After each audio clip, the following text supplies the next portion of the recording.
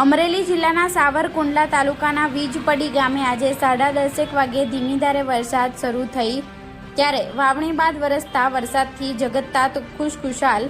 જોવા મળ્યો હતો, પરંતુ જાણે ખડવા ઝાપટાથી મેઘરાજા માર્ગ મકાન વિભાગના ભ્રષ્ટાચારનો પર્દાફાશ કરી રહ્યા હોય તેવો નમૂનો પ્રી મોન્સૂનની કામગીરી પર ભર ચોમાસે અઠવાડિયા પહેલા ઠીગડા મારી ગયા તેમાં પાણી ભરાઈ ગયા, ખાલી કાંકરા દેખાયા। ગોઠણ ડૂબ પાણી રોડ ઉપર ભરાતા વીજપડી મહુવા હાઈવે રોડ પર અકસ્માત થવાની પૂરી શક્યતા છે, તો જવાબદાર અધિકારીઓ અને કોન્ટ્રાક્ટરો સામે સરકાર પગલાં ક્યારે રહેશે